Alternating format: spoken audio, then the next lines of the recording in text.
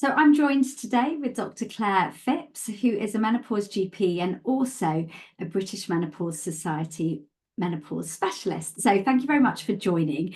We've got a few questions that we're going to fire away to do with summer.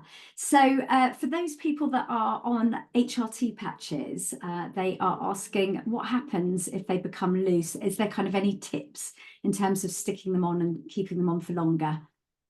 Yeah, it's a really tricky time, isn't it? Because you get really sweaty, and actually they're more likely to peel off. Not for everybody, but for some of us they can. I think the key is really when you apply that patch initially is to have it on really clean, dry skin. No moisturizers, no sprays, no lotions onto the skin before you apply it. And then really, really rub it down for a good minute or two so that it sticks really, really fast to the skin. The other tip that we commonly hear used, and I've not used this, but I know that many women do and find it helpful, is if you've got an inhaler, a blue inhaler lying around. Some women find that if they squirt a bit of blue inhaler onto their thigh and then apply the patch, it can stick fast.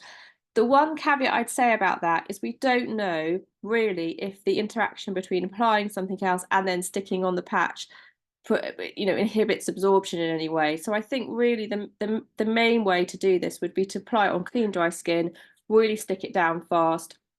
And actually, if it's becoming a problem and you're finding that the patches are sliding off before changeover day, perhaps have a word with your healthcare professional, because it might be that you can temporarily switch over to a different preparation.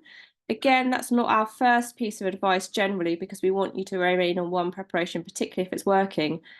But if it's sliding off, it's not going to be working as effectively. So you might want to change over just temporarily. Fantastic. And what about for those people that are on estrogel? Is there a certain length of time you should wait before getting wet, like going for a swim or a shower? Yeah, so again, same advice really as patches. So if you come out of the shower and you dry your skin down, apply the gel, rub it in until it's really dry. Don't let it air dry, rub it in until it's really dry. And then I often say 30 minutes to an hour before you apply a moisturizer or a lotion, particularly a sun cream. And then again, about an hour before you go off and swim, gym, sauna, whatever. Again, there's no real evidence behind that. But I think that once it's based really on the fact that how quickly our skin absorbs and really giving it a good enough time, good enough chunk of time to absorb correctly. And so actually getting it in, leaving it at 30 minutes is a good amount of time.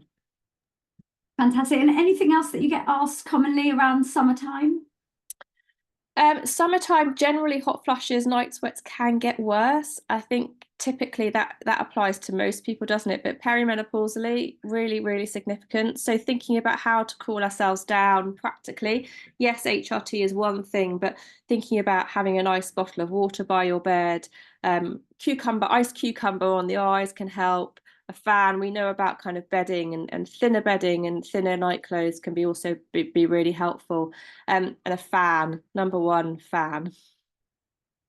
Amazing. Thank you so much, Claire. And we'll be chatting more in a moment.